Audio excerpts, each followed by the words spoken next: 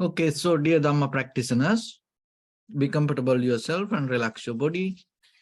Keep your back straight, neck head straight in one line, and your right palm on your left. So gently close your eyes and bring attention to this bell sound. And while you're focusing to the sound, mentally relax your body, relax your mind, and relax your breathing with your thoughts. So do nothing extra. Just follow the sound, please.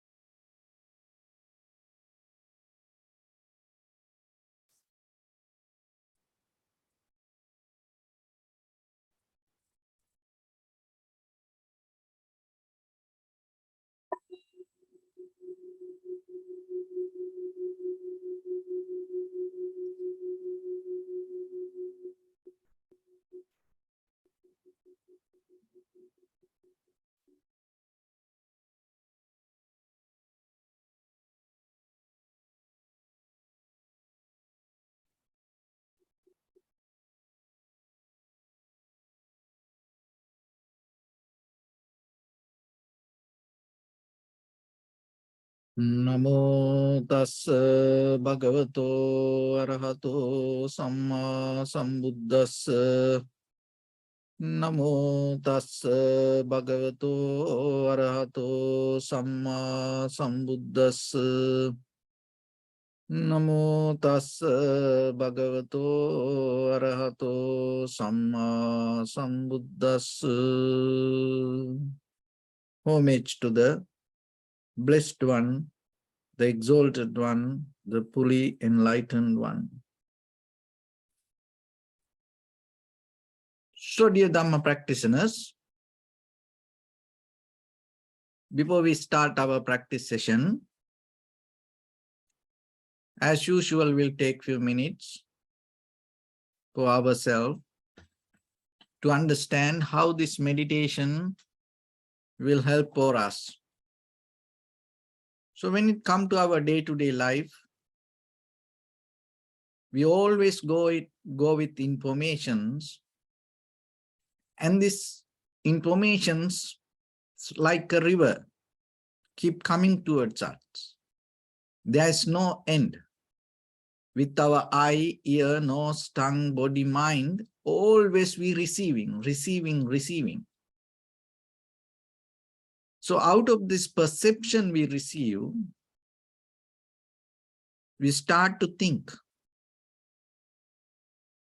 So in case that whatever the perception you perceive, if you misunderstand in one point, in one place, what happens that all the perception you perceive or you receive, you start to understand in a wrong way. So then by the time that whatever happened outside going to become totally different when it comes to your inner experience. So then how you can keep this balance? Where you have to focus? Or the outside information, or inside your experience, or the both. So getting to this point, I will bring up a story. There, during Buddha's time, the story come in the Vangisa Sutta. So there was a monk called Vangisa. So that's why this sutra mentioned as the Vangisa Sutra. So somehow that the Venerable Vangisa and Venerable Anand had the discussion about this. So this Vangisa, when he was a lay person, before he became a monk, he had one of the skill, ability that when person die, and at that time they used to bury and the burn. So if you bring a dead person a skull, and what this Vangisa can do, he can touch the head and tell where this person born. So because of that, a lot of people used to come to him. He was so famous. And somehow what happened, he was trying to become Buddha's follower, but his other friends didn't allow it to happen. So somehow he became another part of another group.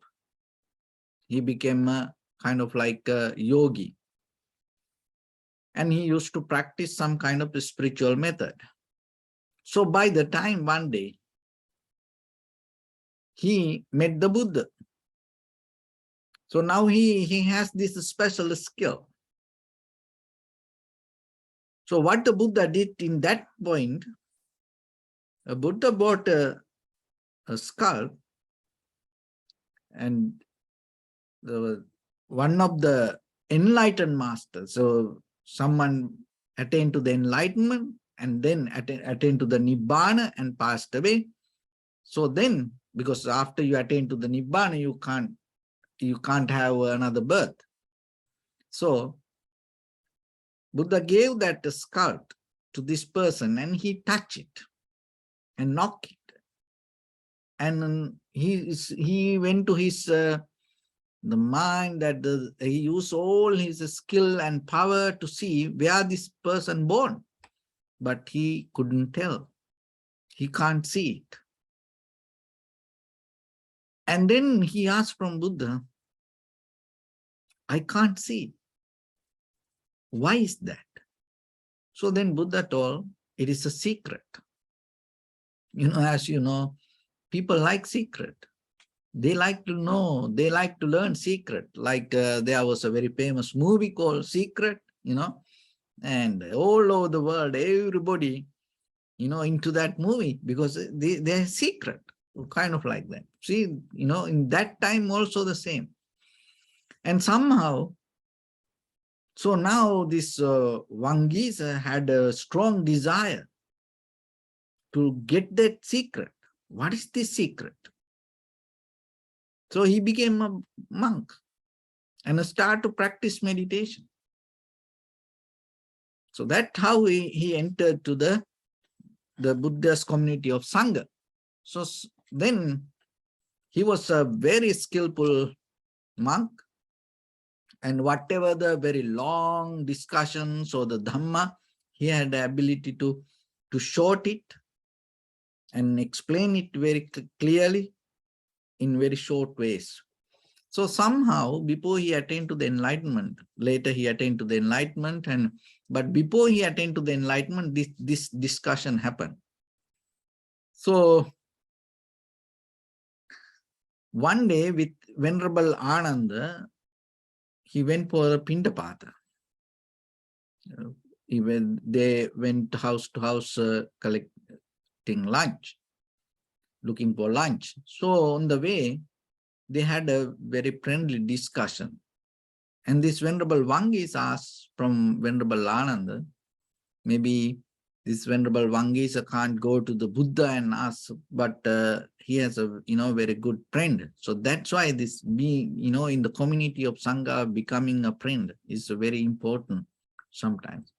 So he asked from Venerable Ananda because Venerable Ananda used to be very close to Buddha and he know all the sutras and that kind of things. And he asked Bhante, I have a question. So Venerable Ananda asked, what's the question? My heart is full of desires, lust,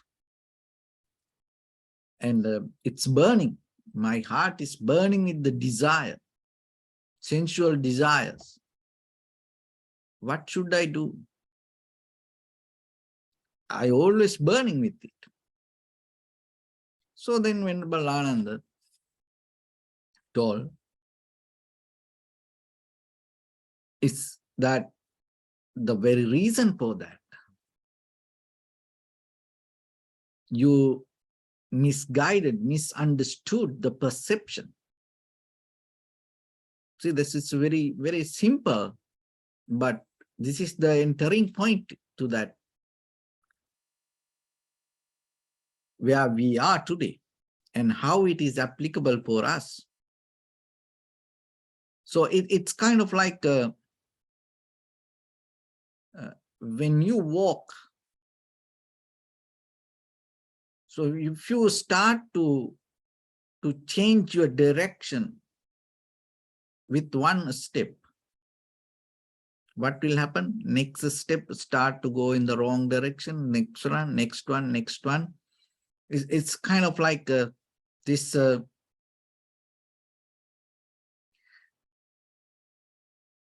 misstep. So same thing with our eye, ear, nose, tongue, body, mind. When the informations come with eye or with ear or the nose or the tongue or the body or the mind, out of these all six, if you get one misinformation, it start to change your journey and it start to take you to different way of experience. And then it become tangle. And all because the thing is this, as I mentioned, the perception keep coming. It doesn't matter you went wrong way. It's not going to stop and wait for you to make you right. No, it's keep coming. It's like a river. Just imagine there are, that the 6 rivers keep, the current keep flow towards the same place. What will happen? So same like our life. So the one thing is we misinterpret or misunderstand or misstep that whatever the information we gain. So in day-to-day life, with our desires, with our lust, with our anger, hatred, jealousy, this is the very reason. And another way to get into this point. So as you know, this outside noise we can hear, this outside sound we can hear. Maybe far away. And sometimes when the supersonic jets, fly like over 35,000 feet above this sky, we can hear. And maybe far away when something happens. Sometimes when the firefighters, go maybe far away, but we can hear. If the ambulance come, we can hear from far away. But the sound happening inside us, we can't hear. This is a physical sound. So as you know, the heartbeat, it's happening inside you. And there are many other sounds. They're happening inside us. But we can't hear. So we can't hear through our physical eyes, but far away these outside things happen. How you can hear this inside sound? So these inside sounds you can hear as emotions or the feelings. So when the emotions arise, that is the way that your body talk to you. That is the way that you can listen.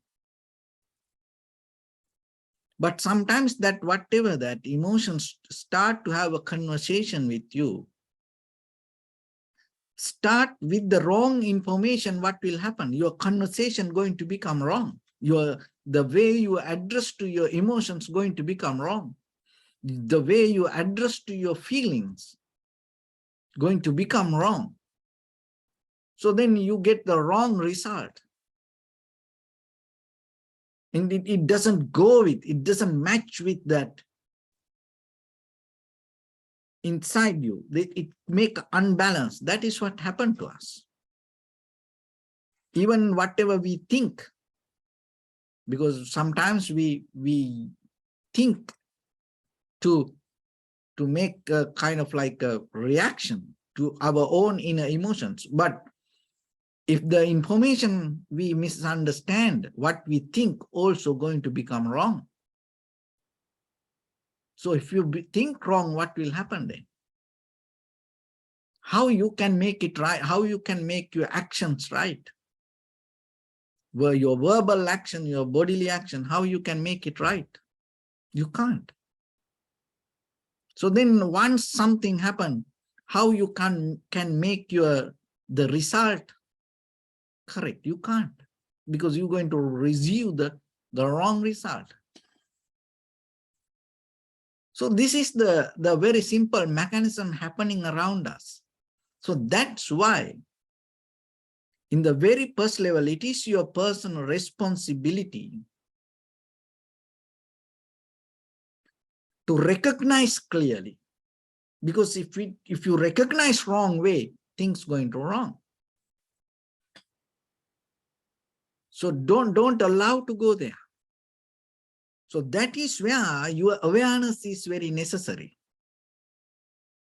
When the perception happens, when you perceive, when the informations come, you have to be very careful and you have to be aware. That awareness, or maybe, we can't go in behind that and look, oh, this is a right information, or this is a wrong information. We can't do that. So sometimes that information, it's look like right.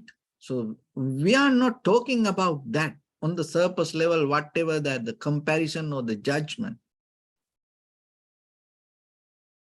We are more talking about more deeper mechanism. So how you can, so whatever that information you receive, whatever the perception you perceive, without going to misunderstand, how you can accept it moment by moment and keep going and go with this, the river of the flow, and how you can go with the current with the same speed. So the very first thing, when your awareness, remember, your awareness is more stronger than this all. So once you sharp your awareness, once you develop your clarity, what happens? The very first thing, you are capable to see these informations. You are capable to see the perception. And other thing is not to claim that any perception as yours. That is the key point. That is the turning point. All the perception that you perceive, not to hold it with the self-centered, it's a kind of like a self-centered idea, or release the gratification of the perception that me, it is me, I am, it happened to me, this is mine. So that is where once your awareness become clear to understand that. So it is not, you don't need to think about it and apply that. That is the reality. Because whatever come to your eye, ear, nose, tongue, body, mind, it's not yours. It's come as a result of causation, and it will go away. It happened to you. If you look your own life, That is what keep happening. But whatever you hold and become memory. So it's nothing wrong that you hold, because if you get something, be careful to get the right thing. Don't get the wrong thing. When something happens somewhere, when you perceive it, you have no right to manipulate it the way you want and keep it as a memory. It's not right. It's not fair.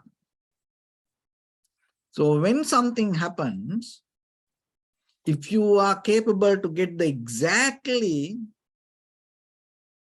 whatever happened, if you are capable to get that information, even the magic is this.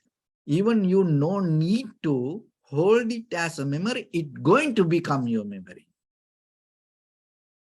But when you are not capable to get the exactly what is happening, you will forget it.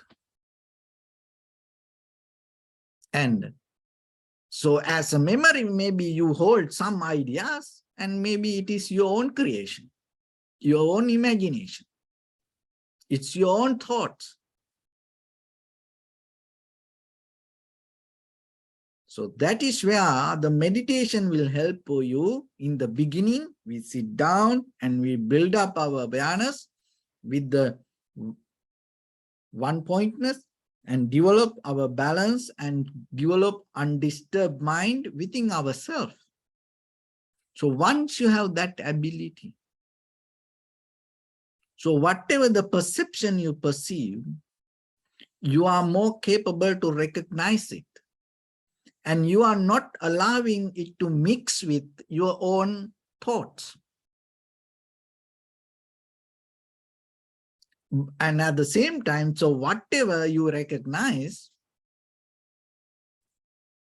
you recognize it, and at the same time, you're not going to claim it as yours. So then what happened? So whatever you receive, whatever you perceive, in the deeper level, if you know it is not yours, you're not going to get burned out of it. Why that's all the burn happens in you? Because it's not the incident, whatever happened. It's not the person. It's not the situation. It is not the event that went through. You hold it, you claim it, as yours. So once you recognize this,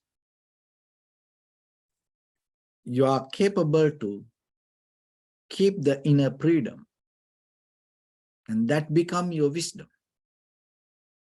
And not only that, just keep that freedom, not going to take you to your complete liberation, because the very reason is this very behavior that from your history to today, forget about our previous birth, from birth to today. So whatever we went through, all the desire, all the sounds that happen inside your body, that as emotions, all the needs that you had, maybe today it's so silence, you can't see it. It's like cankers, mental formations. It's like a deeper rooted to something that you don't see today. It's look like it's everything okay. It's look like, oh, I don't need it. Oh, it's anymore. I'm not into that. Oh, now I can live without it. It's kind of like that. We now kind of like feel so cool, you know. That is what you think. But it is not like that. So what happens that all the needs that came to you boil out inside you, And as desire, sanskara, mental formations, whatever came to you, it went back, and it's a kind of like the spread all over your body. Now each and every atom got nourished out of that your desires. So as you know that when it comes to a atom, particles, subatomic particles, so whatever the very smallest quality of this material world is atom. It is kind of like empty, but it is so powerful. It has power to manifest this entire universe. So like as example, if you go to the Big Bang theory, so you can see many visuals that nowadays, it is very interesting. It's kind of like, how our mind behave. We don't know it happened exactly like this way, but how the mind come to that kind of ideas, because we are so familiar with it. Well, how we familiar? Because our very thought pattern happened like that. So then by the time what happened, you come to, before you end this life, when you die, remember, even though you have so many busy thoughts, desires, and everything, they reverse everything, go backward, withdraw from this physical, and these all thoughts become one thought. The all desires, all needs, it's kind of like a multivitamin tablet. You're going to have only one thought. That one thought start to find another place with that whatever the needs that it look for everything, and it go there and settle down.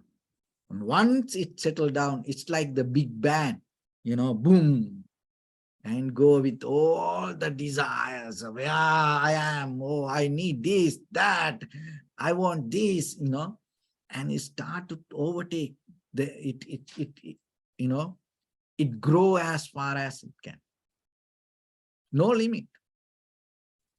But when it can't get to, what happened? Withdraw, go back, go to the silence mood and sleeping mood. And we can't see, and we think, oh, we are very cool. Now we're so good, and we think, oh, I am very simple. Now I can live without this anything. I don't have any desires. I don't have any, my heart not burning because of these material things. I have very simple life. I can practice simplicity, and I don't need anybody, kind of like that. But when it comes to our life, even like imagine, you are a kind of like 100 years old, woman or a man.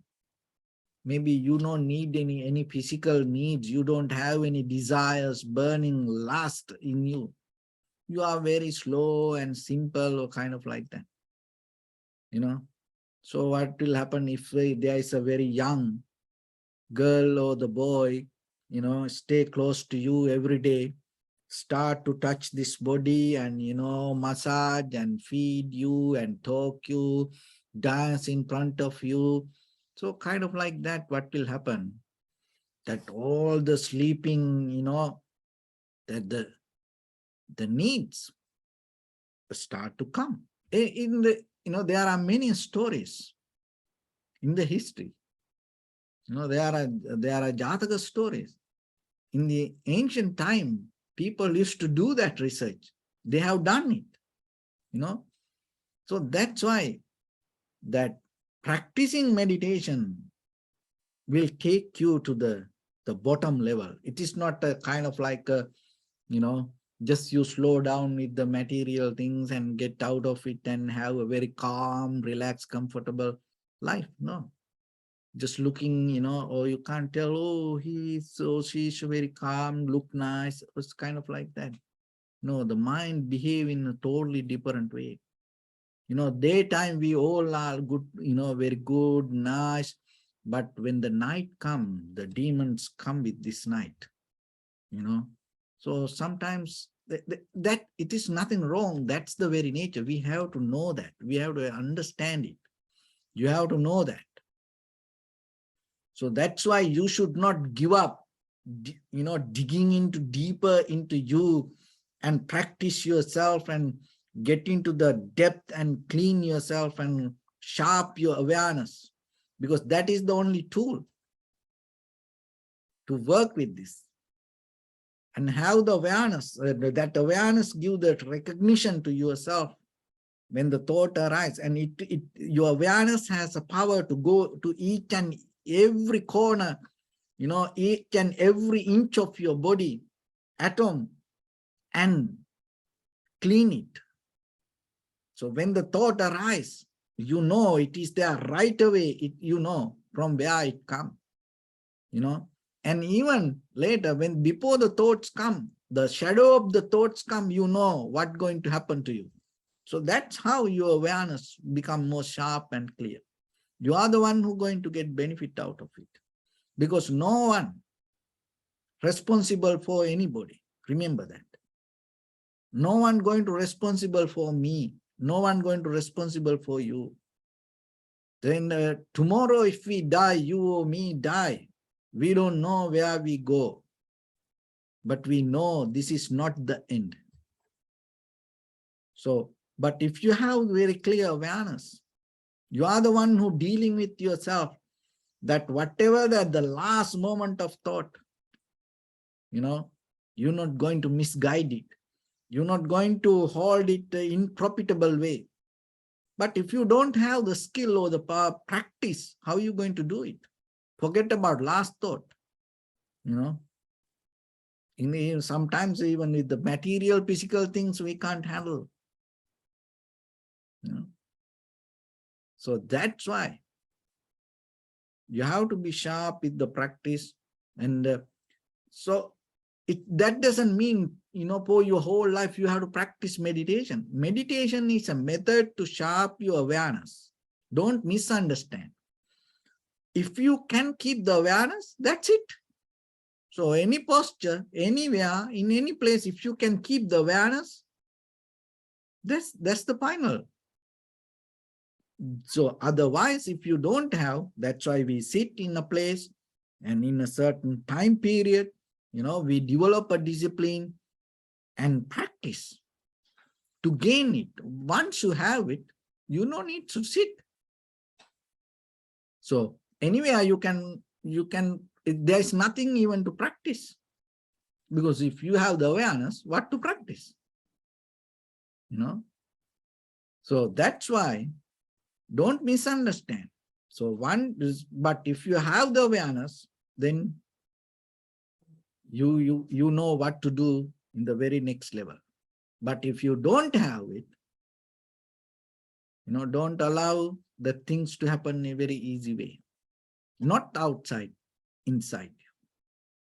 So practice yourself, dig into yourself, and watch yourself, and don't misunderstand inside you. That is the important part. When the perception comes, so don't hold it as yours. And as you see, the things come and things go. Only our ideas, we hold it to that, and it's like that unknown, unseen, girl or boy, we love, we fall into love with it. We always dreaming about it. We always talk about it, but we will never reach to that place. So that's why, hold it to awareness. Have the deeper relationship to awareness. Marry, your awareness.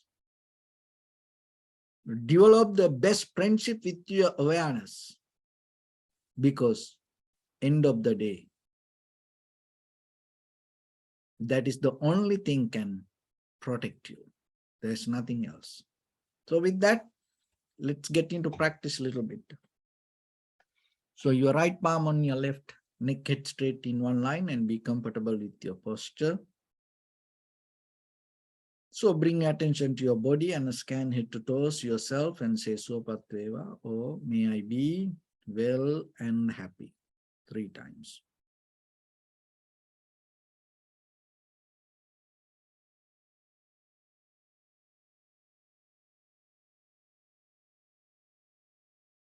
Take a moment and think. We gathered here in this moment to practice this ancient meditation technique. All the Buddhas, all the enlightened masters followed this path and achieved wisdom. So we also gathered here to accumulate that knowledge. In this moment with this sitting, may my body become more comfortable, may my breath be more smooth, may no difficulties come to me, may all the success come to me. Also think for a moment, this is the last moment we're spending in this very lifetime, and detach your mind from all your past memories and as well as any kind of future thoughts. Just try to remain in the present moment, observing the sensation of your inhalations and exhalations. So in the beginning, deeply and gently breathe in, breathe out 3 times and find the sensation, please.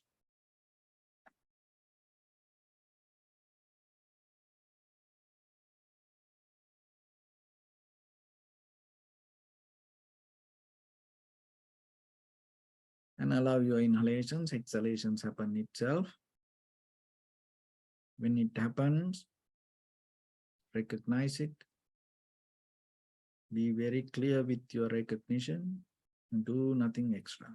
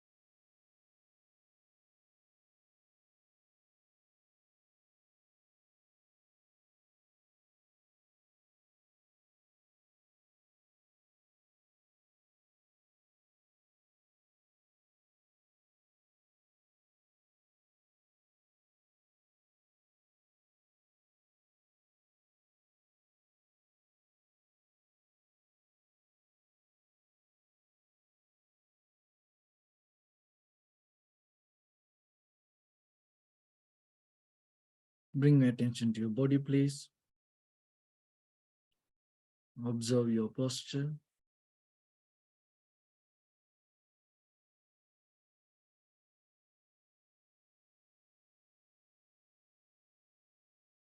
We cultivate loving kindness and compassion in our heart and radiate it as a light through entire your compound, village, city, state, country, world, around this universe. Also, as far as you can, through galaxies, other planets, stars. Reminding yourself like this. With clear intention, mentally repeat after me.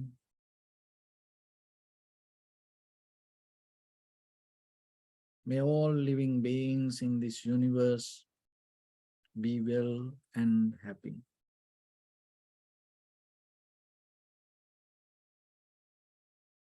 May everyone be happy and safe. And may their hearts be filled with joy. May all living beings live in security and in peace. Beings who are frail or strong, tall or short,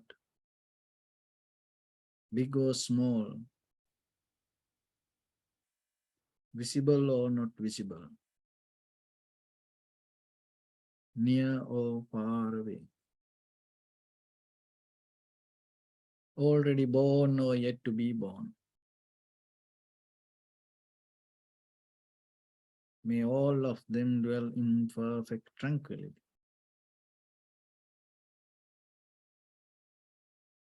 Let no one do harm to anyone. Let no one put the life of anyone in danger.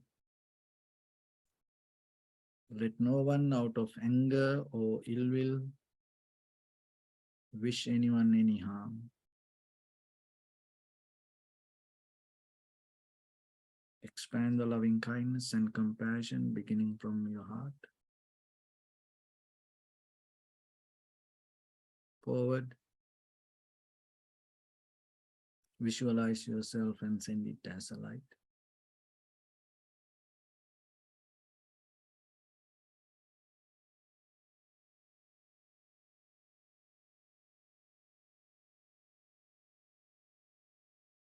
To your backside.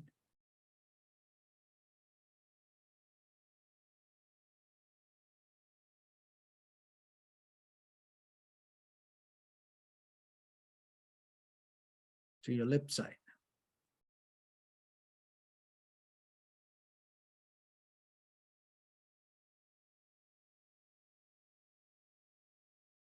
And to your right side.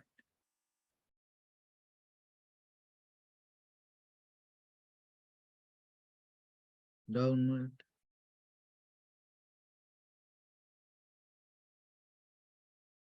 And upward.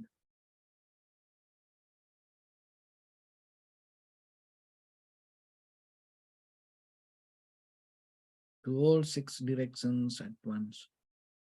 Like the moon, the sun, spread the light, spread the energy, without any condition, without any limitation, without any resistance or without any judgment. Let your heart to shine with the loving kindness and compassion from the bottom of it, with the maximum effort to the highest, wishing yourself, may all living beings in this universe be well and happy.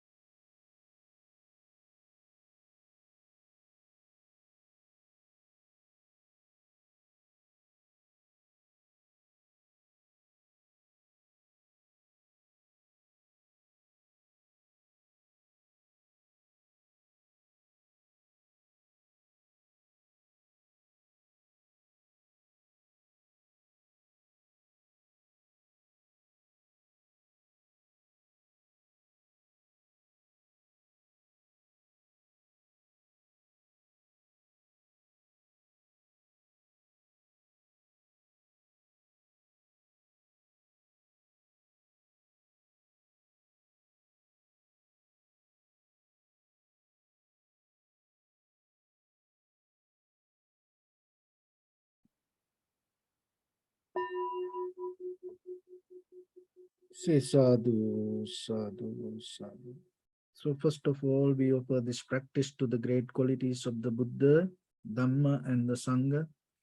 And also by the power of this meritorious deed, may all of us attain to the supreme bliss of Nibbana.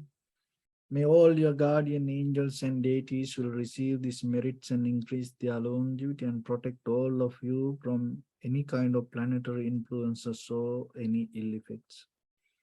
Ittavata chammihi sampadang punya sampadang sabbe deva anumodantu sabba sampatti siddhya sabbe bhuta anumodantu sabba sampatti siddhya sabbe satta anumodantu sabba sampatti siddhya imaya dhammanu dhamma patipattiya buddhang pujemi dhammang pujemi sanghang pujemi Addaya imaya patipattiya jati jara vyadi maranam ha paribunjisami Idamme punya kammang asavakkaya vaham hotu sabba dukkha pamuncatu.